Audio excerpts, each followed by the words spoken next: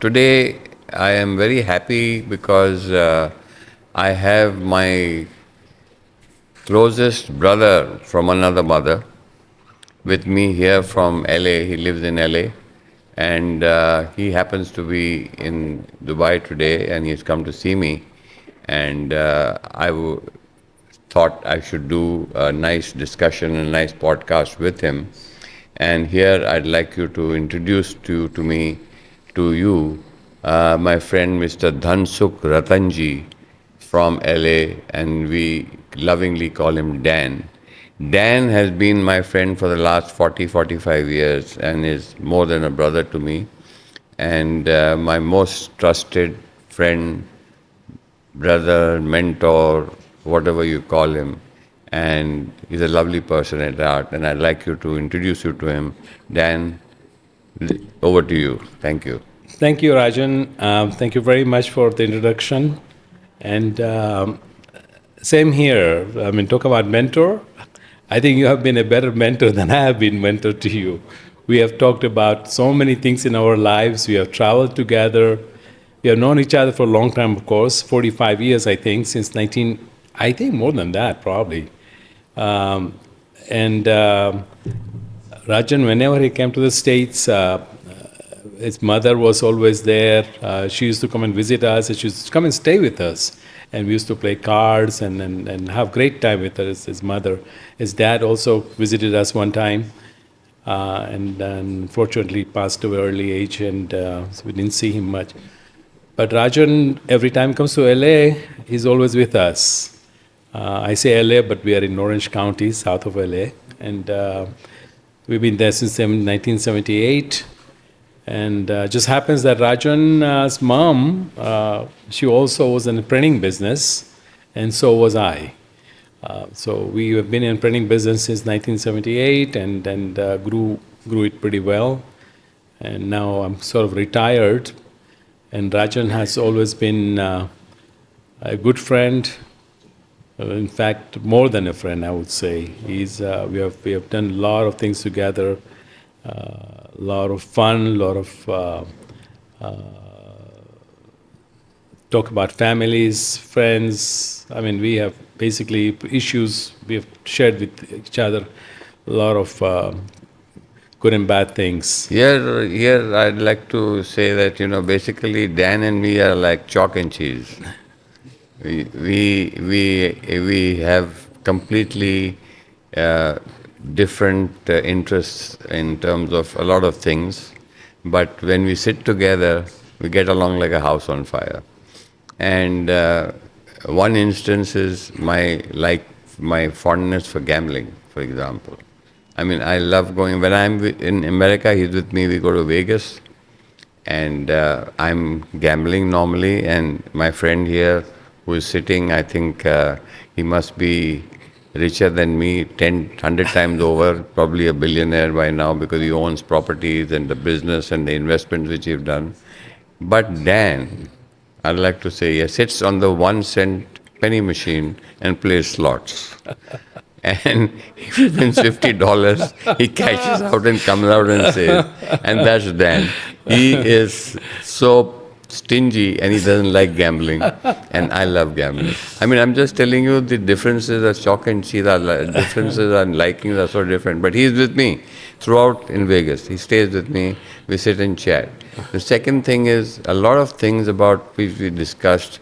We once got stuck we went to the Rocky Mountains, Canada, for a 10-day train tour, the worst torturous tour in my life that I've ever been to, with Dan.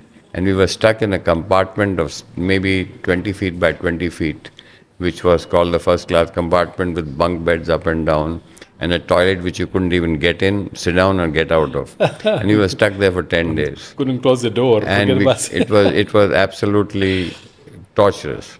But we spent 10 days together, and in those 10 days, the amount of talk and discussions that we did about our bad points, our good points, our problems which he had. Dan basically is a very controlling kind of person. He has, I think, 4 brothers, and he has 3 sons and 1 daughter, and he doesn't get along with any of them.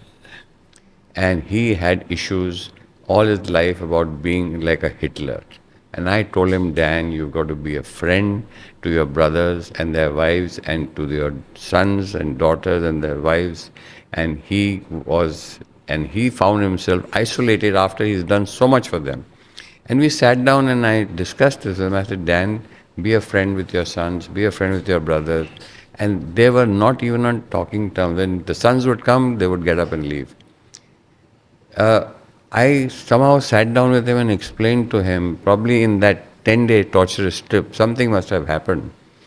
And then the next thing I knew is that they are playing Holi together and the sons are together. I mean, last time when I was in LA, I told him, I said, call all your family.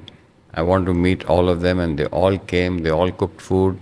And I was so happy to see that the bonding and the love between each other, the sons, the fathers, the brothers, their wives, everything was so good. And he changed. And today he's a different person and a much happier person. And now he's got a family. That is what we talk about. Now I have issues also I discuss, and he tells me also about my business or my family or my issues and my relationships, and we discuss it out. So we are absolutely threadbare, naked, we discuss things about it. And I think it's a great, bouncing wall for me and for him. When we meet and sit down, we can talk for hours. So that's Dan for you. And Yeah, we have, Rajan, you and I have talked about many things: finances, investments, business, real estate, families, children, wives. I think it's just, and parents. We talked about many things, many things, and definitely the avenue which I was going by at the time before our lengthy discussion about the family and all that was not the right direction. But you know how it is. You are brought up in such a way that the control was always been. You always seen that, and you always followed it, and you thought that was the best thing to do. And after talking to you, and I think definitely it has helped a lot. I'm very close to my family, and my family is also very close to me now, compared to a few years back.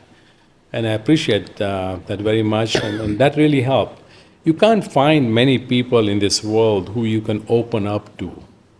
And let me tell you one thing, Rajan is one person you can talk to him, open up, and without any personal gain out of it, whether it's investment, whether it is money, whether it is anything. He has no selfish reason in any manner. He always has been open-minded, talks frankly, tells you if you're wrong, and you have to take it with a grain of salt, or you don't take it. It's your problem. But most of the time he's right, and I really value that a lot. I tell you one thing. I come to Dubai. I really don't come to Dubai to do shopping. I don't come to Dubai to go and visit 50 people I know. I don't come to Dubai to go and see sightseeing or anything like that. I only come to Dubai to see Rajan, and that's the only thing. I have a lot of different places to go and stay, but I come here only to see Rajan. Obviously, I meet his good friends also. We play cards together. I don't play the big game. And if I were to tell you, I'm a good Jew, so I don't play big games, okay? I play penny machines. And I'm okay with it. But anyway, so Rajan, again, I must say thank you very much. You have been a wonderful friend to me. And I am really blessed to have Dan in my life, and I must have done something right in my last janam to have a friend like brother like Dan. He's somebody that who will always stand by you, come what may, in day or night, any time of the day. And he has been a pillar to me when I was down and out, and always been there for me, and always a very great bouncing board where we can sit and talk about anything.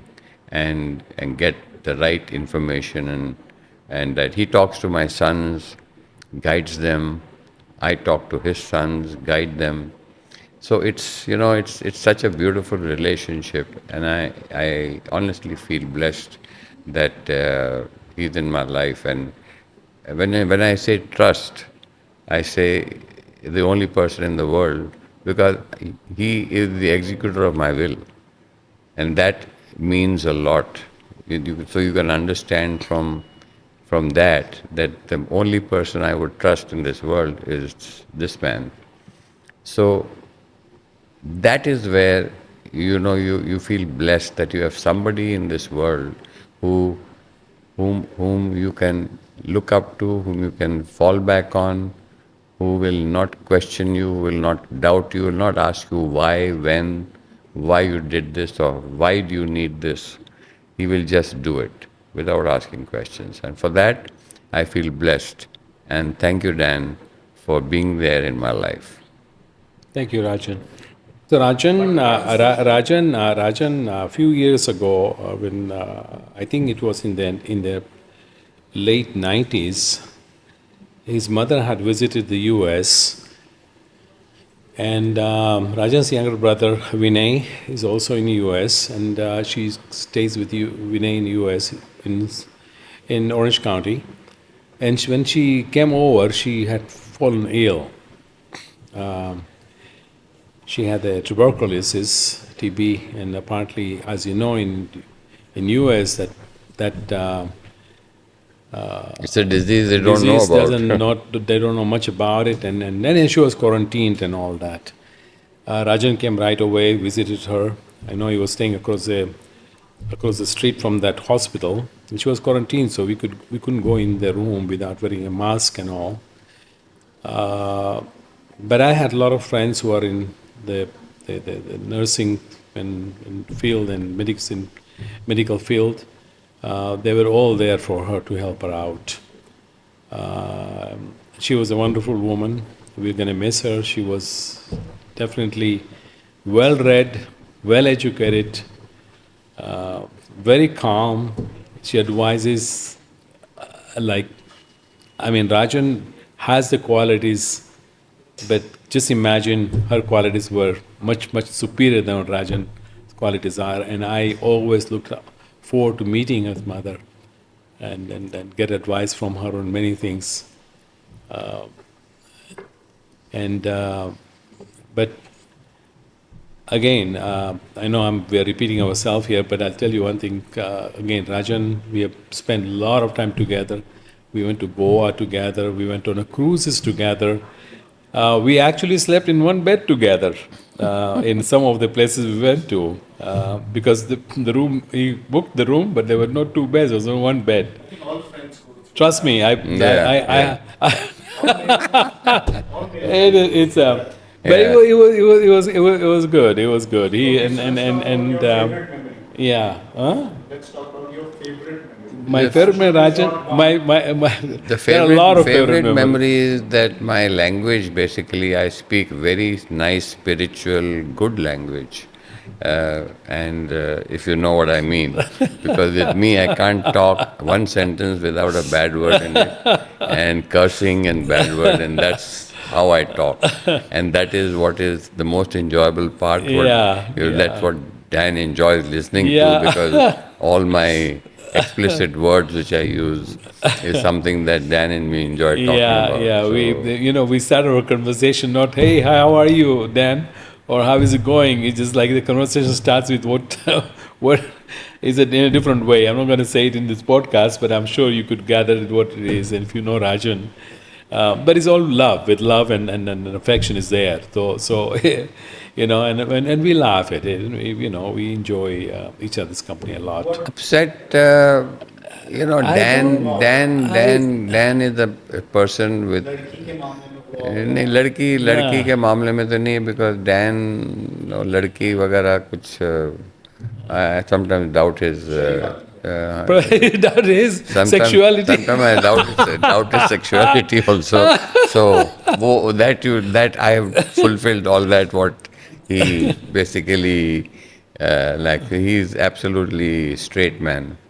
But we've had fights. We've had fights. But I have had fights with him, and he's had fights with me on issues where he has been very rigid about his opinions. He's probably coming from his background where his father was very strict and controlling.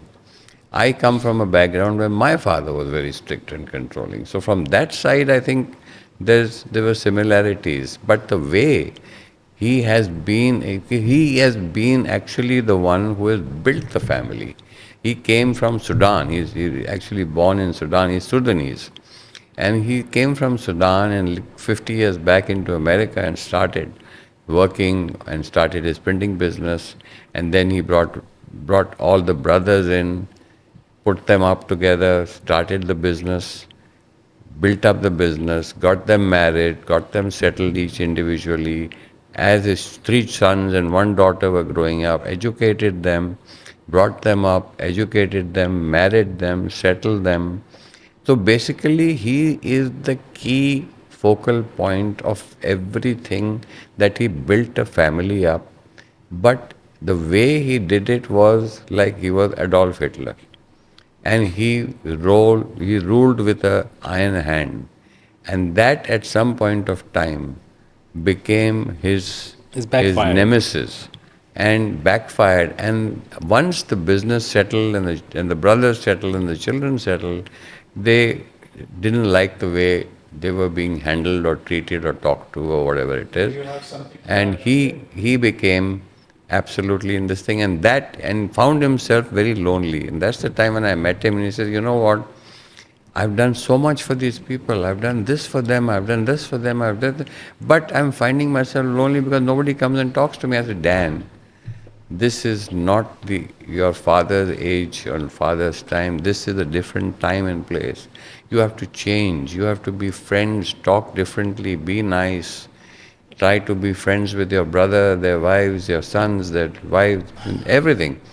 And I try to talk to him time and again, but he basically is very thick-headed. It takes time for him to absorb all these things. And then when I repeatedly, and the train journey, I think, was the one that did it. Was That with 10 you. days we were forced to be with each other. Was what changed. What changed him. We were stuck in a compartment. Yeah, There we was were stuck. We had nothing else to do but to give bad words to each I other know, and curse the whole but journey. you know, Rajan, I'll tell you one thing. Between you and me, I think we have pretty much very similarity regarding how we were brought up, right? Similarity is there. We really haven't seen love. Okay, I mean, when you really the love which No, you're right. You're right. You're right. We haven't seen the love which we have Which we developed should have from- got from our parents, we haven't seen that. Yeah. Our parents were quite busy with their own siblings and with their own parents and with their own stuff, but we haven't seen the love at all. Anytime we did anything wrong, that's when we get punished. Yeah. We never got rewarded for anything good we did. Yeah. And nowadays things have, we realize that was not the right thing to do. Yeah. And that's just after we talked for so many times. Yeah, and, yeah. and you know, you digest stuff, you sort of go in detail and you go backward and forward and you try to say, what wrong did I do? Am I missing something here? And the missing part was in that whole conversation and everything was I expected rewards from what I've done for the kids. But that was wrong. It's not the rewards I want. I've done what part I should have, I have to do because of being an eldest in this family. I have to take care of the kids, I have to take care of the family, I have to take care of the brothers and take care of the sisters and all that, fine. But I've not given them love. The only thing I've given them was materialistic stuff. And once you don't do that love part, that's a big missing, I would say, the Link, yeah. missing piece there. And when you don't have, when you have that missing piece, really the rest of it doesn't matter. So that was a big missing piece. Well, it's a little too late to change with the siblings, but because the siblings are already got to that age where they're already, as soon as they see me, they're like put a big parda in front of them. So so that's been the hardest part to change that, because their wives have already accepted the fact that I'm a jerk, an asshole, or whatever you may want to call it. But then the fact being that I've changed that with my own kids, my own sons, my own grandchildren. I've changed that with their grandchildren, with the kids, and all that. And obviously, how did that, all those brain cells has opened up to make those changes? Again, Rajan, discussion with you over and over on these issues, and that sort of helped me think more deeply that where was I wrong? What wrong did I do with my siblings that I should not do with my kids? And that's what I changed in the last, I would say, probably in the last 5-6 years, Yeah, with I the think, journeys we had together. journey That's with, yeah, basically it's about the 5-6 train years. ride. Yeah. Ride. I found a lot of change in you when I That's came right, last, that's and right, the you came behavior last with time. your children, Yeah. and your grandchildren, and your Exactly. daughters-in-law. Exactly. You saw that. Or you and saw all everything. that. I saw Yeah. all that, and And now I Rajan, when he found- comes to the States, he stays with me at my home, his home too now. And he feels, I feel very comfortable, just like I stay with him here. I feel that's my own house. And he feels the same way there. So Mati also makes sure Rajan is well taken care of, everything he But may need. here, you know, what I'd like to say, Dan, is the thing is that your intention of the way you behaved with your brothers and your sons was not bad. It was the way you did That's it right. was bad, like Yeah. I did. Exactly. I had my elder son, Amit, as you know, was a difficult child to deal with from the beginning Right. because of my situation. Right. But I did it, or what he now laughingly calls tough love, was I said I wanted him to learn the hard way that life is not easy, money doesn't come easy, Right. and he doesn't inherit everything that No, I have. not a silver He has to spoon. work hard for it. Exactly. But he took things in a different manner, and I behaved in a tougher manner, and I got tougher with him as he grew older. Right, He's right, turned right. he turned 53 or 54 yesterday, Right. and I somehow or the other could find that I cannot work with him because the temperaments were not matching. Whereas with my younger son, I can match with him, and I've been working with him for 23 years. But with the elder son, the business with the water business which he's doing, I set up for him. And finally, I had to give it to him. I said, you run it because I can't work the way you think or the way you work. So it's the way you do it. But ultimately, what happens over a period of time, especially when I wrote my book, which is coming out next month, I did it my way. I realized that all the mistakes that were made in my life, whether it was in my relationship with my wife, or my children, or my relationships with my other friends, business associates, I was the one who was at fault. And that dawned on me very late in life, and that wisdom came to me very late in life, that I was the one at fault, whereas I was the one who could have saved my relationship with my children, my wife, my friends, my parents, Yeah. because of my thinking. That's right. I blamed everybody else for it. I blame my Exactly. wife because she's like that. Very I blame true. my children Yeah. because they behave True. like that. True. But ultimately, you have to, when you introspect and find out that why the hell didn't you change yourself to find out why people are going away from you, why your children are going away from you, why your friends are going away from you, why they are staying away from you. Yeah. It's because you are the one who has not behaved or reacted properly with them. Probably you have to change the way you react. Right. That was the realization that I had, and that's what I pass on to others, that you are the person who is wrong. They were not wrong. Right. So that is what eventually I think you realized, I know. or I made you sat down and discuss it with you and realize. But We both have opened but up we our both brain opened. cells, yes. And now I find out that my mentors, whom I learned a lot from, whether my father, whom I never got along with, I never talked to, was a mentor in some way. That's right. Because he used to, the only thing I got from him was thrashing and beating That's right. and breaking in my badminton racket on my back. And we never had a discussion. Right. But in one way, he was a mentor to me. That's right. Because I wanted to teach him that I can make it in life. That's right. And he was my biggest motivation because he said, you are a good for nothing guy. And so And he said, this guy can do you pushed nothing. All he yourself. does is go out, have fun with women, Right, have fun, and this thing is capable of doing nothing. Right. And that became my motivation. In fact, I want to show him You that I can challenged become yourself. something. And I became something, but he didn't realize it, he didn't accept it. Yeah. Because he was losing control of Of your- his children. yes. And that's exactly with you, because you didn't want to lose control That's with right. your brothers, That's with your right. children. That's right. You kept that control, and Yeah, that's why. yeah. And that is when you try to shackle and break that Yes. shackle and go away, Yes. it hurts you because arey, he's gone You're away losing from me, control. he's getting That's right. rebellious. That's right. So that's what happened when I shackled and broke away from my father. But he didn't admit it, that he's successful. Eventually, my uncle, Mr. Jain, told him that Lal, why don't you admit that your son is a success? Success. He says, you're spitting in the sky, That's right. and the spit is falling on your face. Right. So he says, the whole world knows that your son is successful, why don't Yeah. you admit it? And that's, I think, that, you see, sometimes when somebody says something, Oh, it it opens hits up. you.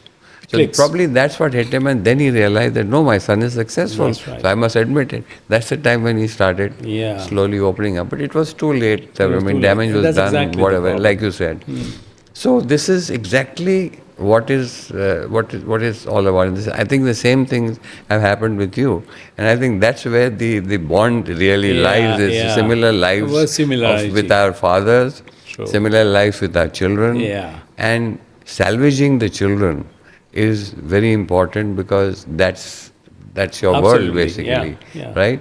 And that is where I think that bond was Yeah, created when yeah, I realized that you had the same problem and I had the Yeah. same problem. I remember the case when Dan, basically after having settled all his family and everything, his father died in Sudan. And I remember this very well because I admire him for what he's done. His father suddenly died in Sudan, and Sudan, as you know, is a very difficult country. This man left his business, his family, and he went and stayed in Sudan for what, 6 months or 1 year? 6 months. 6 months or something, non-stop. And his father had not left a will. He didn't know where his father's money was. He didn't know what property he owned. And he had no idea of what's going on. This man sat there for 6 months, and I said, Dan, what the hell are you doing sitting in Sudan? He said, boss, there's so much property my father and money whom he's loaned to people whom I don't know what to do and how to recover that money in a place like Sudan. He sat down there for 6 months, got everything out from wherever it is. I must have taken, what, about 7, 8, 9 trips to Sudan. I don't know how. Oh yeah. With in the last 10 years, my 10 father years. actually passed away. Today is the 10th year. Yeah. Today is the 18th of October was the day he passed away. Today has been exact 10 years. And I've been to Sudan almost every year for 3 months. So 4 there months, you go. 5 For months. 10 years he's been going Yeah, there. been going there. And to settle his father's issues of his money and will and property and everything. And he did it all. The most important thing is he did it all. Eventually, I think somehow he did manage to get most of his matters solved and got the money out with the situation he's in. But what is more important here to learn is that he came back, got the money, and then he distributed that money equally to his brothers, sisters, and whoever is due to them, and gave it to them, for which they did nothing.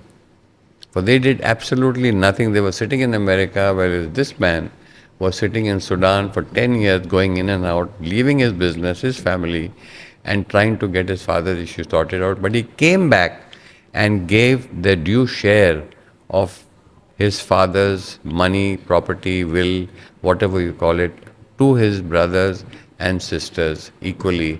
And this is what I admire about this man, is his integrity, his honesty in everything. And that's why he's blessed. And that's why I feel blessed that he's my friend. Yeah, no, we didn't have any. The good part about it is that my brothers and sisters, I have 4 brothers and 2 sisters, 6 of us. They have not question me at all, and I distributed all equally to the sisters and brothers and everybody, and they didn't question me at all. It's all honesty, in trustworthy way. I finished all the work which was supposed to be done there. There was a little bit left, but because of the civil war right now going there, so I can't go back to Sudan now. But hopefully in future things get better there, then I may have to go back. But coming back to the thing which was, a question was asked, did we ever have any kind of a argument, fight, or anything like that? To be honest with you, I really don't remember any of that at all. Because I'll tell you, number one, we have lots in common: properties, businesses, families, personality, lot of things in common. However, the one thing we don't have in common is we don't have anything in business together. We are completely self-made. We are completely not integrate our wealth together in any manner. And that probably is one of the good reasons that we have, and we trust each other fully. Today, when I asked Rajan, I need some funds or whatever, he's there for me. When he asks me for something, I'm there for him. We don't question each other on any of things. Then we have been very, very honest about that. And that also has a lot to do with relationship, that if you ever get involved in money situation with your friend, and he's a good friend of yours, you just make sure that you fulfill your responsibility. And that's important in life. You can't run away from your responsibilities. And that's what me and Rajan have always kept that. And beside that, I just want to thank again Rajan. Thank you so much for the opportunity for this. I'm so happy that today you happened to be here, and it happened to be No, my I'm podcast very- day. I'm very- I'm so I feel- I left feel my. very I said, honored, let me I must get say. out of my normal routine, which Yeah. I do, and take this advantage of having you over and having a Yeah. frank chat with No, you I in public. appreciate that. I I'm did very this with honored. Nikhil. You I know. remember that? I did this with I- Nikhil, I heard and all it your was such a podcasts. frank talk between us, which I we had heard- never I had heard before. that. Yeah, I heard I think it's similar Yeah. situation with you. That's right. That we're sitting down and having this frank chat and opening our Yeah. hearts out to each other and expressing our feelings or Yeah. whatever it is. And I think it's a great No, occasion. I mean, this And- morning I played golf with Nikhil. I'm Yeah. just giving an idea that how I feel about your family. So I played golf. Nikhil called me up. He said, Dan, would you like to play golf on Friday? Now, a month and a half I've been in India, so I haven't played golf. So I said, oh yeah, sure, I'll play golf on Friday. Friday morning, 7 o'clock, we had golf. Apparently, he had to be in Abu Dhabi at 11:30. So he said, Dan, I'm sorry, but I won't be able to play all the 18 holes. I will only be able to play 9 holes. I have to leave at 9:30. And I said, why are you apologizing? It's a business, right? You are running a business. I'm perfectly fine. I will finish my 18 holes. I wasn't upset. I was very happy that he's concentrating on his business, because that is important. My own son would come to me and say that to me. I would answer him the exact same thing. And that's what I did to Nikhil. He was very apologetic and all. Then I said, no, Nikhil, business comes first. You go and take care of the business, And that relationship, he feels comfortable with it. I feel comfortable with it. And that's how I am with Yes, everybody. and he looks up to you Yes. for advice, And for that's, support, always. He knows exactly. that. And He whenever I always come looks up. here, I have to see Nikhil's family. Yeah, and we just We that's just where we're visited just coming that, from. yeah. So We went to anytime I see come the here, granddaughters That's and right, the wife that's and right. everybody. So We it's visited not just them I come and left. see Rajan, but I do come and see the rest of the family, because Yeah. that's my family too. Yeah. So So thank you, Dan, for everything and being here and today participating in this podcast. And I hope the discussion that we had today, something out of this. I think all the viewers who will hear this or watch this, will learn from what it is to have a friend in your life. It's very important to have that one person in your life whom you can fall back on, because it's a very great feeling to have, Dan Hanna.